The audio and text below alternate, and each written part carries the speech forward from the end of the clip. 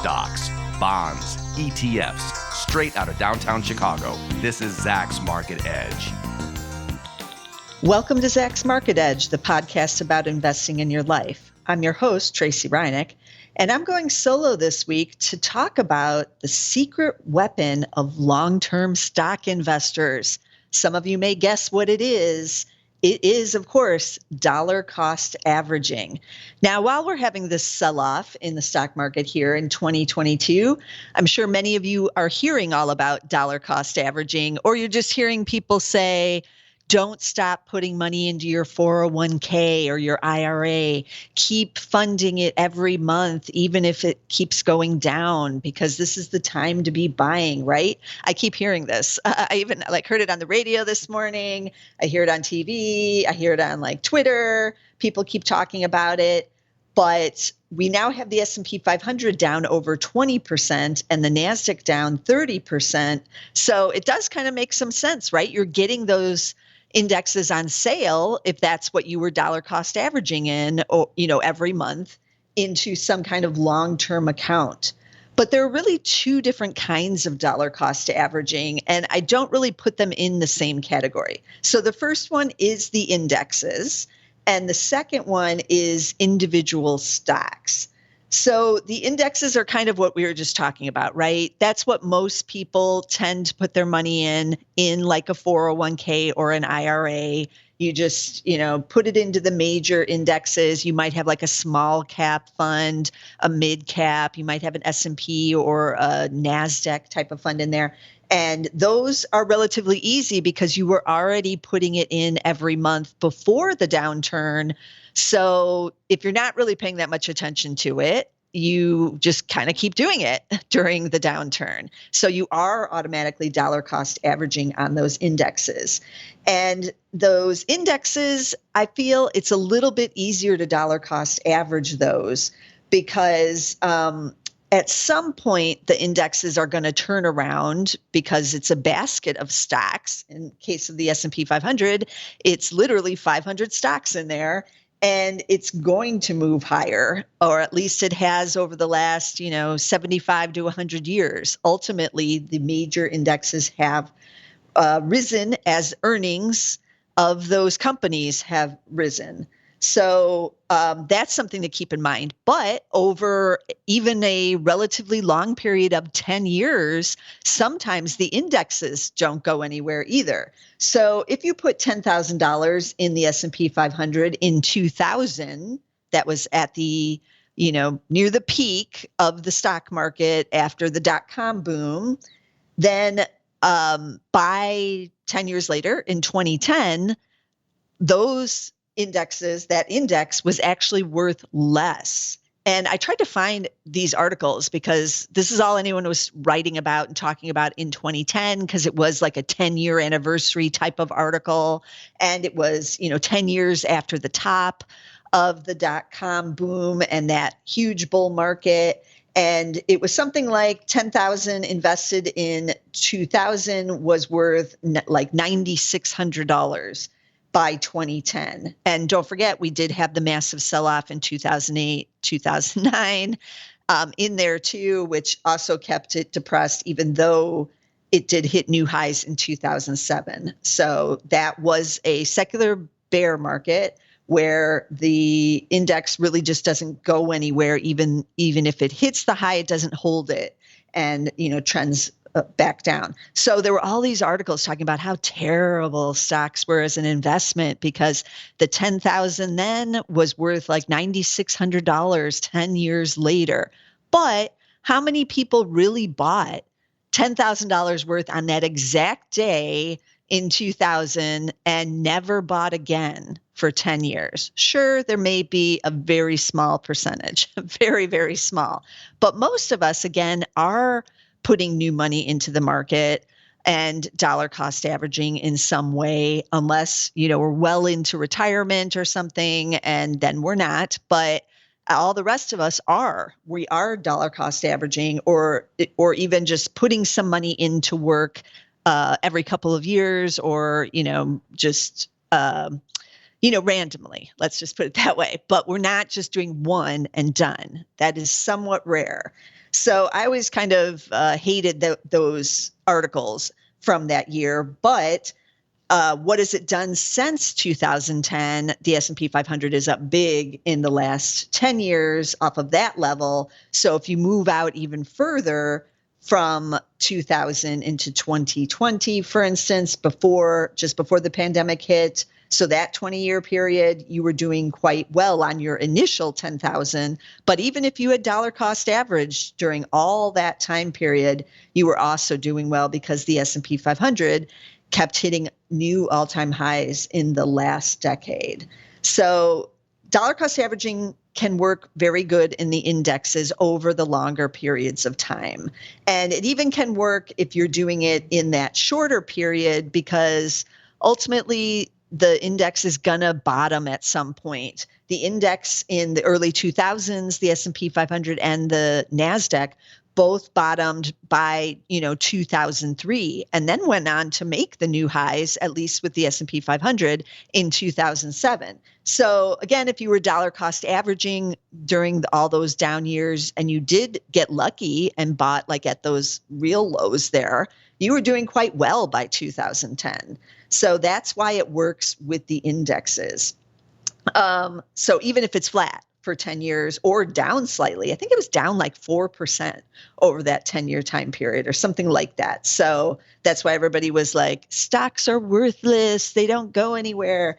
But that's a very specific example that very few people ever do. So that's why I hate it. But if you are doing individual stocks, it may be a different story. So it's a little bit trickier with the individuals. Now, I've already recounted my Microsoft story from the early 2000s, but I am going to repeat it again for those who did not listen to that episode of the podcast.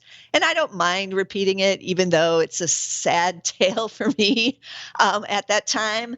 But I started buying Microsoft shares after the bust had already started. In 2000 and 2001, I opened up a new share builder account. It was this easy way and fairly cheap way to buy individual stocks. It was a whole new plan. It's now owned by E-Trade, but they actually shut it down. But it was where you could buy like $100 worth of a stock every month for a relatively low price. Yes, they were charging us to buy stock back then. And it was an easy way to invest. And I opened it, I bought Exxon, and I bought some Apache, and I bought Microsoft, because why not? It was down off of its highs and considerably off. So it appeared cheap to me, and company was still making billions. It was still Microsoft as, the king, Microsoft the king. And so this seemed like a good investment at the time. So I kept buying. I kept dollar cost averaging in 2002, 2003. It kept going down, but I bought more. That's the whole point of dollar cost averaging, right? Somewhere in there, they started paying a dividend because they had all that cash. So I think I got that. So at least I was getting something. But then even when it hit bottom, it didn't really go anywhere. So I was still dollar cost averaging, I think in like 2004, I think even like 2005. But again, it was going nowhere. My Apache and my Exxon were surging during that time period because they were in a bull. And I was like, this isn't really going anywhere. It feels like I'm just kind of throwing the money out there. I am getting like a very, smallish kind of dividend. So at least it's something, but it's just, there's nothing going on. So I did sell it, and I can't remember exactly when. It was either like 2005 or 2006, and I got out of it. And I don't really think I had like a big loss at all. It might have been a little bit of a loss because the shares did keep going down while I was buying in those early years. And so I did have some at a higher price in those early years. But so it was not a complete disaster by any means. And then, stock didn't break out to new highs until 2013, numerous years later. So I have no regrets of selling it then, because I did rotate the money into some other things that were doing much better. But this kind of tells you what can go on if you think, oh, sure, I'm going to dollar cost average that individual stock for like 10 or 15 years. That's a real long time. You think you're going to do it, but you do get the emotions involved, and you see other individual stocks that are just performing so much better, and you wonder, why am I in this? So it's a little bit different mentality than owning one of the indexes, right? Because again, the indexes will bottom at some point and will have some very good up years, as they did during that whole time period. Then they'll also have very bad years like 2008, 2009, but all stocks had bad time then.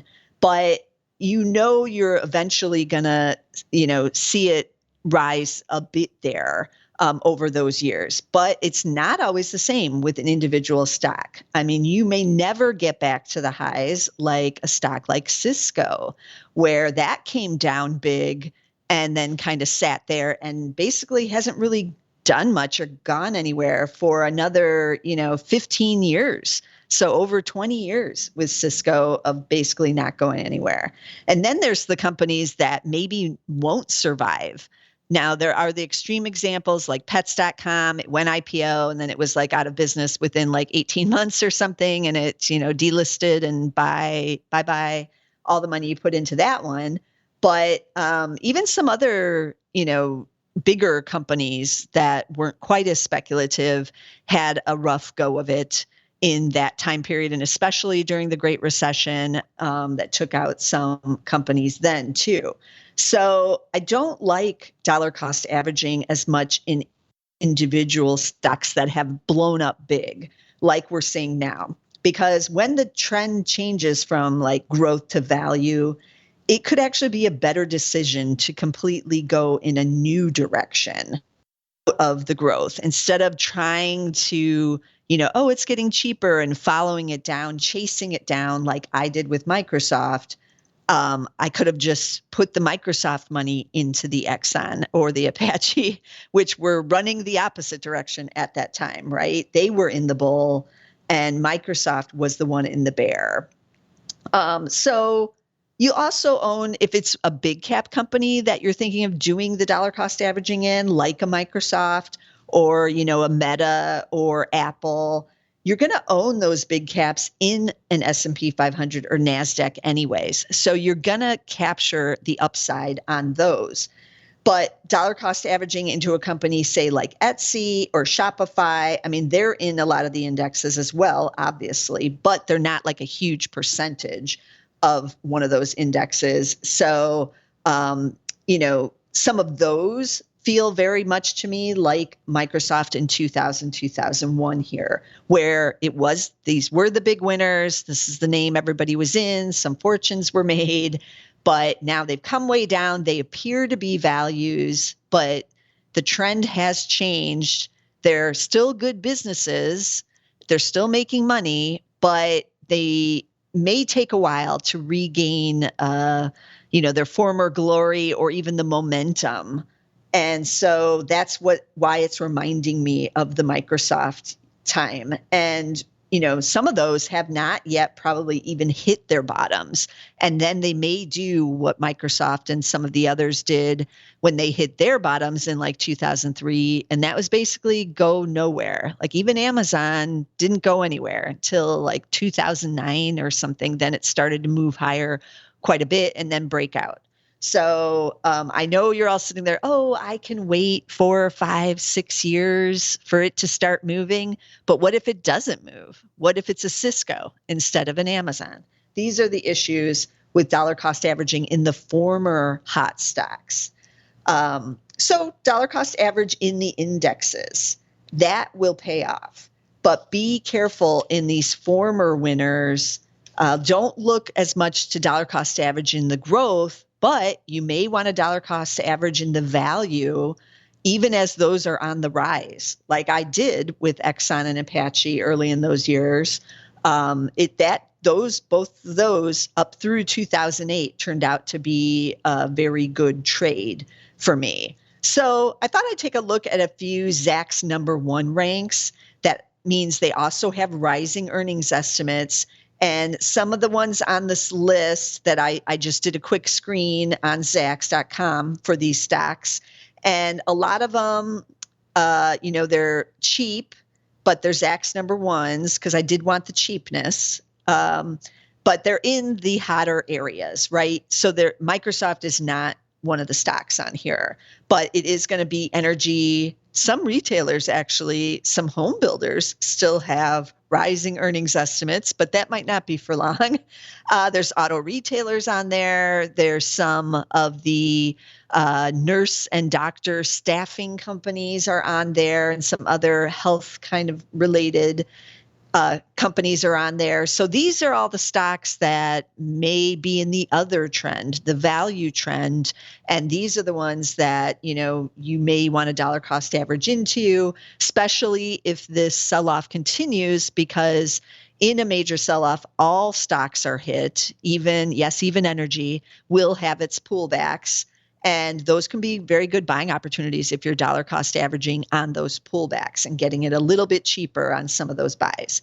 So I pulled out 3 stocks. They are in energy and retail because these are cheap and kind of interesting. I've not really talked about a couple of these before. So the first one is Marathon Petroleum. This is the refiner. And I've kind of been avoiding the refiners, but the crack spread is in their favor. They do have rising earnings estimates and they are cheap. So Marathon Petroleum, ticker M as in Mary, P as in Paul, C as in cat, MPC. These shares are up 63% year to date. So it's a little intimidating to look at that and go, yeah, I'm going to go dollar cost average that. But again, it's still cheap. PE of just 7.5, price to sales ratio of 0.4, and you do get a dividend currently yielding 2.3%. So I still like the refiners. Still, market conditions are good for them, but maybe, try to get it on any pullbacks. There have been some so far this year, but that's Marathon Petroleum, MPC. Then my retailer is Signet Jewelers. Yes, everybody's getting married. We're having record weddings this year because everybody put them off during the pandemic, even last year, because they couldn't invite everyone they wanted to invite, or they were just like postponing, we'll wait a year. And now all the wedding venues are booked literally every single day of the week. So you may be attending a wedding on Monday or Tuesday this year, but everybody's buying rings or other jewelry as a result. So that's big business for them. But these shares, which were surging for a while because business has been so good, are now down 31% year to date. So they've had the big pullback and super cheap here. PE of 4.7, price to sales of 0.4, dividend yielding 1.4%. These shares could go lower here. Just a warning, retail is real risky with the Fed raising rates because we're all getting hit by inflation, right? Every time we go to the pump, every time I go to the supermarket, or even just eat out or attempt to fly somewhere, all of that is expensive. And so we may pull back on certain items that we were purchasing, like jewelry or, just other staples that we don't need. So some of them could see a rocky road, especially if we go into recession. So that's why these shares are down 31% year to date. But again, dollar cost average. You don't have to throw a big amount into it all at once. If it keeps going down, you'll keep buying it cheaper because Signet, the business is still solid. It's still one of the biggest jewelry chains, and people are buying the jewelry online now. That's a big change. During the pandemic, they got kind of used to it, and now they are buying online. So keep that in mind with any of these retailers. But if you're scared to buy when stocks are going up, but you want something that's on the decline, then look at the retailers, and especially Signet, ticker SIG. S as in Sam, I, G as in Gary, SIG. Okay, the third stock is Total Energies. I call it Total because it's what they used to be.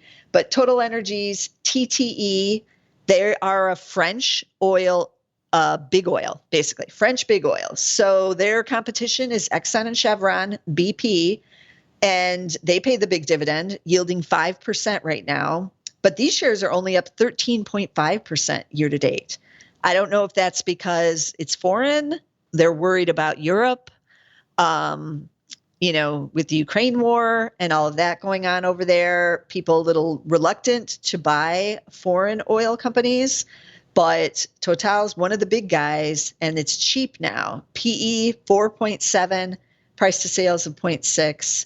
So all of energy is basically cheap right now. But if you're getting it under 5 times, that's really cheap. That's why they got the big dividend.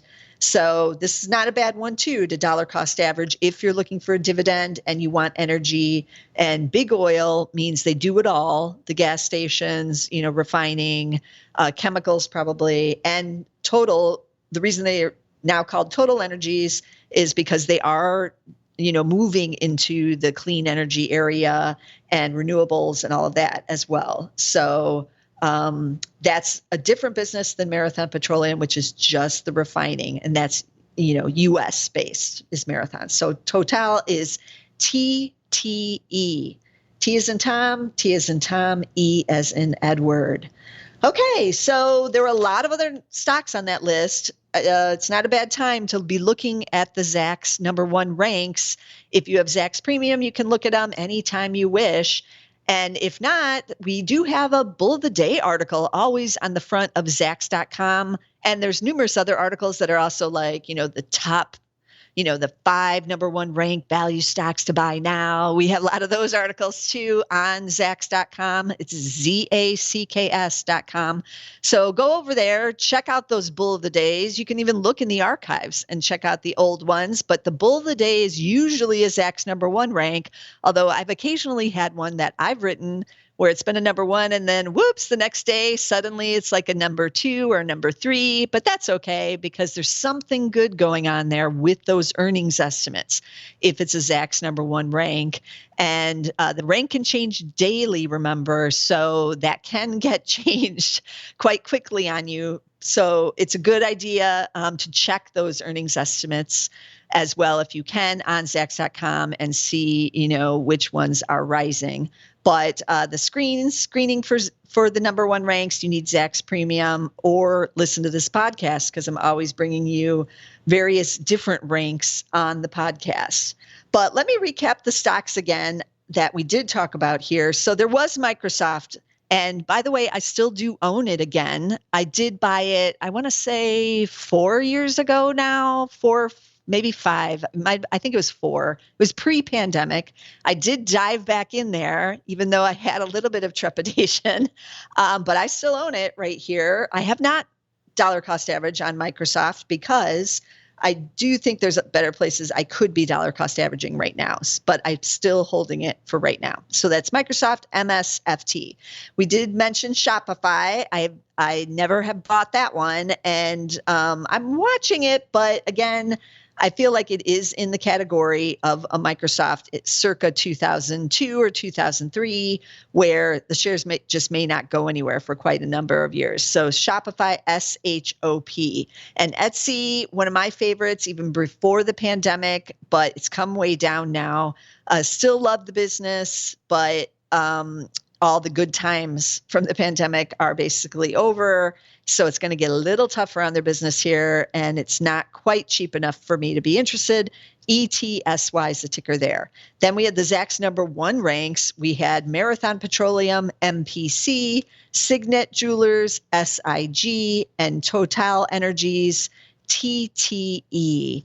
And as always, be sure to subscribe to get all of our podcasts because I'm going to have Mr. John Blank back on. He's our PhD economist here at Zacks and our chief equity strategist to talk again after the Fed meets here about what's going on with inflation, with the possibility of a recession, all of that. We have yields spiking. We have mortgages over 6%. There's a lot going on. We've got to get him back on here, right, to talk all about it. It's always a good episode. So be sure to subscribe. Get us somewhere. Apple Podcast. We're on Spotify. We're on Amazon Music. We're on SoundCloud. But get us somewhere. And I'll see you again next week with some more stocks. This material is being provided for informational purposes only, and nothing herein constitutes investment, legal, accounting, or tax advice, or a recommendation to buy, sell, or hold a security. Do not act or rely upon the information and advice given in this podcast without seeking the services of competent and professional legal, tax, or accounting counsel. Publication and distribution of this podcast is not intended to create, and the information contained herein does not constitute an attorney-client relationship. No recommendation or advice is being given as to whether any investment or strategy is suitable for a particular investor. It should not be assumed that any investments in securities, companies, sectors, or markets identified and described were or will be profitable. All information is current as of the date herein and is subject to change without notice. Any views or opinions expressed may not reflect those of Zacks Investment Research as a whole.